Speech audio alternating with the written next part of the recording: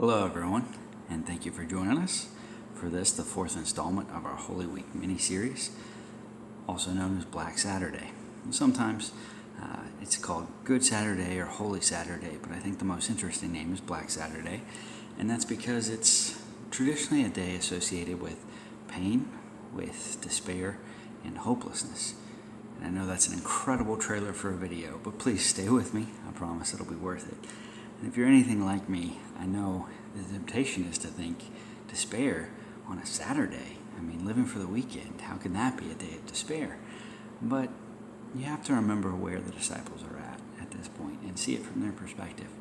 At this juncture, they're holed up, locked up in a room, and fearing for their lives, right? Because as far as they know, the Romans or the Jews may decide just to finish this whole Jesus movement out in one fell swoop. It may come for them just like they had for Jesus. And you got to see it from their perspective. They had just lost everything they had built their lives on over the last few years, right? They had expected that Jesus was going to come, that he was going to reinstitute the monarchy in Israel, that in all likelihood he would overthrow the Roman government, he would restore justice and restore them and their people to their rightful place, and that he was going to bring that kind of happy ending that all of humanity had been waiting for. And then he died, right? And their future had just crumbled before them because they had left their businesses. They'd spent time away from their families. They had forsaken so much just to come and follow him day in and day out for these several years. And then he died. And that in and of itself had to be confusing, right? I mean, in Mark chapter 8, Peter makes a confession and says, "You are the Christ, the Messiah, the Son of the living God." And you got to think, they had seen him multiply food to feed, multitudes, and thousands upon thousands. They had seen him walk on water. They had seen him calm the storms. The thunder and the lightning quivered at his voice. They had seen the demons and the monsters of hell tremble before him and beg for his mercy. And yet a couple of Roman thugs had just come and beat him up and nailed him to a tree without him so much as lifting a hand or raising his voice to them. What was that about, right? Why? Where was God in all of this?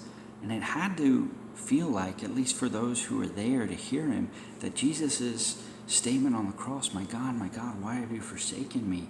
had to apply to them just as well. Where was God in all of this? Why had he abandoned them? Right? This had to be one of the darkest, lowest points in each of their lives. And yet what they couldn't see, what they didn't have the right perspective to be able to see, was that this valley was the low point between the two highest points in human history. And that even though it felt low and dark and alone now, God was very much at work and was doing something incredible, and they were just in the middle of it and couldn't see it yet. He had not abandoned them. He was not gone. He was still working in a way that was going to blow their minds, and their Lord was going to be waiting for them just around the corner in a way they couldn't ever imagine. But they couldn't see it yet because this was Saturday and they were still in the darkness. And it's easy to pick on the disciples, right? But if we're honest, most of us have been there. If you've been a Christian for any amount of time, you have been through the dark days, right? You've had some Black Saturdays of your own. There are times when life just doesn't make sense, and that doesn't necessarily change just because you become a Christian. There are still times when God feels 1,000 miles away. There are times when you pray with all of your heart and it doesn't feel like it goes past the ceiling.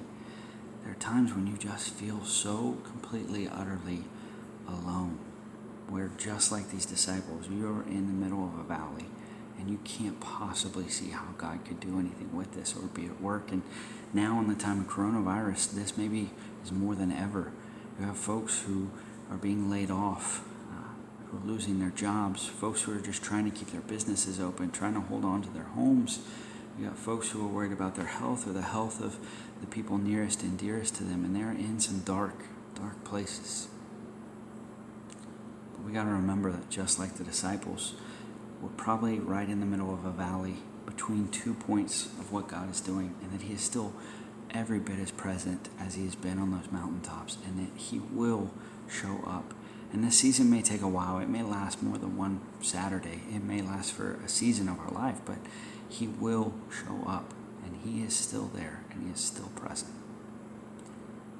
When I was a teenager, we would go to church camp every summer and have a ton of fun activities, but our directors usually also incorporated some sort of educational time in there as well. We did a lot of different fun activities and field trips. I can remember going to a glass factory and different historical sites. One year, I can remember the director arranged for a potter to come and to speak at our camp, and he came and set up his wheel, and he did an exhibition, and he was a believer, so he relayed how his work as a potter, corresponded to the Christian life.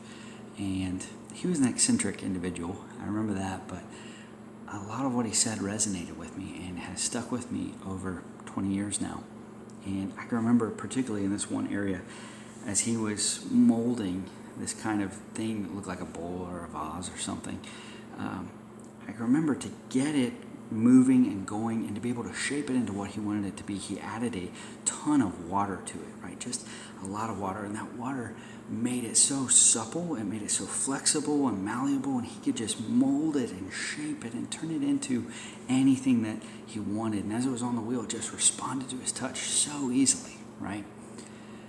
And that's like a lot of us when we first become believers or other mountaintop experiences in our life. We are just so inundated and full of the Spirit and the warmth and the love and the light that He brings, and we're just so moldable, and we can feel God's hands all over us, molding us and shaping us, and whatever comes our way, it doesn't matter, because He is molding us, and we're good, and everything is just flowing the way that it's supposed to be. The thing was, there was a problem. See, the same thing that gave that strength, that water, was also a weakness, because just as it would respond to His hands, anytime you touched it or did anything to it, it would respond. And so you couldn't pick it up or use it for anything. You couldn't put anything inside of it because it wasn't strong enough. And if you left it alone by itself without constantly keeping your hands on it, it would just, right? And so I can remember he had to take a piece of plastic and scrape along the outside edges, and the water would just come off right out of it, right? He would scrape the water off and shake it off and scrape it some more. And then he talked about how he would have to take it from there and put it into the kiln or the fire and bake it so all that excess moisture would come out. And that's what would give it strength, was going through the fire like that. And so it would be able to stand on its own. And only then, when it had that strength to stand, could he put something into it, could he use it, would it actually be good for anything. Only after it had been through the fire. And it's the same way with us, right? We have all had seasons where it felt like God was gone. It felt like we had that Spirit removed from us, and we remember what it was like when we first became a Christian. We remember what it was like on the mountaintop, and now it doesn't feel like that at all. We feel dry, we feel empty, we feel alone, and even put into the furnace sometimes. We feel the heat, we feel the fire, and we think, where is God? Why is He not with me anymore? But the thing is, He is every bit as present in those times. Just like the potter was every bit as present with that clay, even in the kiln and the fire, as He was with the water, right? He is still at work, and maybe even more at work with it, making it into something beautiful and strong and something useful. And it's the same way with God. Even in the midst of these troubled times, in the midst of your own personal Black Saturdays, in the midst of your fires, He is using those for His glory to shape you into something useful and something good and something beautiful that He can use for Himself and for the good of His kingdom, right?